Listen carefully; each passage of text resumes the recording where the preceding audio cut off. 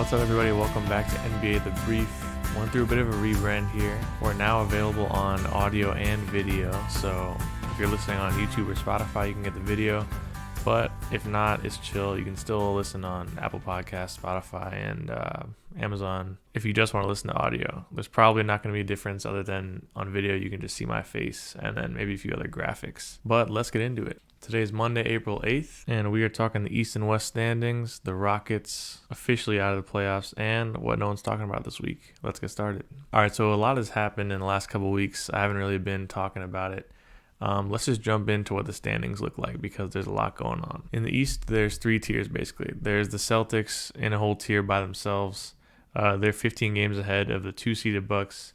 They've won the conference handily and have the best record in the NBA. Tier 2, we got the Bucks, the Magic, the Knicks, the Cavs, and the Pacers all separated by 2.5 games. So it's going to be interesting to see how that racks up in the last week of the season. Tier 3, we got the Heat and the Sixers, who are the 7 and 8 seeds. The Pacers just beat the Heat on Sunday night to most likely lock down the 6th seed and keep the Heat in the 7th seed for the play-in. The Sixers fell hard in the standings when Joel Embiid is out, but as of late, they're on a 4-game win streak. They could maybe get to the 6th seed, but most likely they're going to be in that 7-8 matchup with the Heat in the play-in. Which, let's just take a moment to appreciate the fact that we're probably going to get a 7-8 play-in matchup between the Heat and the Sixers. This, to me, is one of the positive, unintended consequences of the play-in, that we get a single-game playoff game that's an awesome matchup that we had no business getting. It's really only because both of these teams underachieved this year, but I'd say are still decent postseason threats. It's also kind of funny that the Celtics and Bucks, who are the 1st and 2nd seeds right now, are probably going to get a first-round matchup with the Sixers and the Heat, who are potentially the 3rd and 4th best teams in the East. So the first round in the East is going to be pretty interesting to watch. Now, you could argue that there's a 4th tier in the East with the Bulls and the Hawks, the 9 and 10 seeds, but let's be real, they ain't making the playoffs. Now in the West, I think you can again say there's 3.5 tiers. Tier 1, you got the Timberwolves, the Nuggets, and the Thunder, all separated by only 1 game, playing for the 1st seed in the West. Tier 2, I'd say, is the Clippers and the Mavericks. I'm not necessarily saying they're better than the teams below them, but they're pretty much set in their seeds, and that's almost certainly going to be the 4-5 matchup in the West. Tier 3, we got the Suns, Pelicans, Kings, and Lakers, all separated by 1.5 games. And only one of these teams in the end is going to be guaranteed a playoff spot. The other 3 are going to be in the play-in. Finally, the last half tier is the 10-seeded Warriors. I'm not going to say they're 100% done because they still got Steph Curry, who's unbelievable. But I'd say they're like halfway done. They're like medium well. They're almost definitely locked into that 10 seed. To make the playoffs, they need 2 single elimination wins on the road against 2 of the teams in the tier above that I just mentioned. And by winning that, they're going to be rewarded with a first-round matchup against Denver or Minnesota or something. So I'd say they're almost done, but you can't fully count them out yet. All right, now let's get into win of the week. So this week, I'm giving it to the Warriors beating the Rockets. So the Warriors, like I mentioned before, are in 10th spot. They've had that 10 seed for maybe a month or so, and they've had it pretty locked up, I'd say, because the 9-seeded Lakers have been steadily above them the entire time, and the 11-seeded Rockets were nowhere close to them in terms of wins. That is until the Rockets randomly went on an 11-game win streak to get to be only 1 game behind the Warriors and to challenge the Warriors for that 10-seed spot. But by beating the Rockets this week, the Warriors basically punched their ticket to the postseason, and along with a couple additional games lost for the Rockets, they've been now eliminated from the playoffs. All right, worst loss. I'm going to give this to one team that had multiple bad losses, and that's the Milwaukee Bucks. This past week, the Bucks lost to the Grizzlies, the Raptors, and the Wizards. That's rough. I don't even know which is the worst of them. Well, it's the Wizards. To be fair, Dame was out for 2 of those games, and Giannis was out for the 3rd one, so maybe I shouldn't harp on it too much. But at the same time, those are 3 of the worst teams in the league.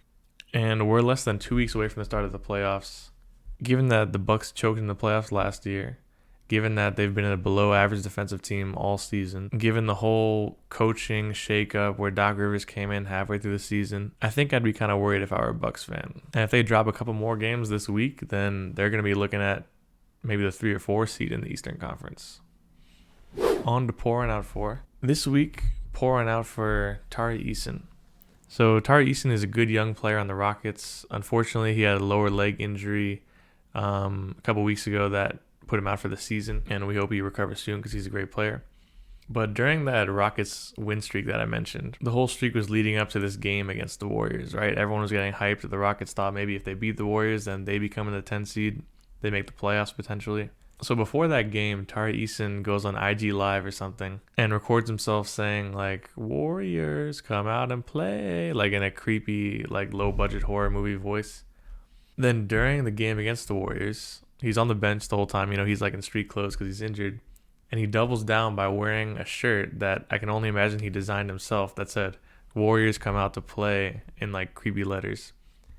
And the Warriors won that game by 23, and the Rockets haven't won a game since that game. All right, now for winning and losing streaks. Celtics have won 5 in a row. The Sixers have won 4 in a row. For losing streaks, the Jazz have lost 12 straight. They're really trying to tank to get a good pick at this point. The Bucks have lost 4 straight, and the Rockets have lost 5 straight. For surprising stat of the week, I think I mentioned before, the first seeded Celtics are 15 games ahead of the second seed Bucks in the East. In the West, the first seeded Minnesota Timberwolves are 11 games ahead of the 10 seeded Golden State Warriors. So that kind of just shows you how dominant the Celtics have been, especially in the Eastern Conference. And also just how tight the standings are in the West. I mean, my goodness. On to what no one's talking about this week. A little bit of NBA business for y'all. So something weird's going on with the Minnesota Timberwolves ownership. Quick backstory on this. In 2021, baseball legend Alex Rodriguez and entrepreneur and former Walmart CEO Mark Lowry bought the Timberwolves for $1.5 billion from current owner Glenn Taylor. But they didn't have all the money at that moment to pay up, which, not many people do, obviously. So they made a deal to pay the $1.5 billion in installments. The final installment was due on March 27th of this year, and Glenn Taylor basically said that they were too late on paying the money for that last installment and is deciding to keep his majority stake in the Timberwolves and not sell. Now, this is very much a he said situation, so I don't want to say too many things like a matter of factly. I'm just kind of saying on what both sides are saying. But there have been rumors that A-Rod was late on multiple payments of this agreement and even went in with one investment group who then backed out, and then he needed to get another investment group to get the money. So the rumors and claims on Glenn Taylor's side are that A-Rod never had the money to begin with, basically. And A-Rod and Mark Lowry are denying this and basically saying that Glenn Taylor is pulling the rug out from under them and screwing them over. It's important to note here that when the Phoenix Suns were sold last year, it was at an evaluation of about $4 billion. And although Minnesota is in a smaller market, its value is likely around $2.5 to $3 billion, according to multiple sources at this moment. So much more money than it originally sold for in 2021. Additionally, the Timberwolves are now one of the best teams in the West and have one of the best bright young stars in Anthony Edwards. So that number is probably growing, even as we speak. So Glenn Taylor could just be having seller's remorse and trying to hold on to his asset in any way he can. This mess is now going into legal action. Sounds like it might take a while to wrap this up, so we'll keep tabs on it as the weeks go by. All right, new segment alert. This segment is called Plus Bet of the Week. So I'm going to be betting $5 of my own money every week on a plus money bet. So this could be a parlay, it could be a straight up bet, it could be a future bet, I don't know. But I'm doing it and showing the world so that after a while you know whether to stick with me or just bet the opposite of whatever I say. For this week, the Bucks are playing the Celtics on Tuesday night. At the time I'm making this bet, it's basically even money for the money line. In previous games that these teams played, it was either a close game that the Celtics won or a Bucks blowout. I'm thinking here that the Celtics don't care too much about this game since they've locked up the 1 seed by far, and that Milwaukee cares a whole lot about this game since they've gone on a 4-game losing streak, as I mentioned, and they're at risk from losing the 2 seed. So I'm taking the Bucks money line. I know it's risky, and I'm parlaying it with the over, which is currently set at 229.5.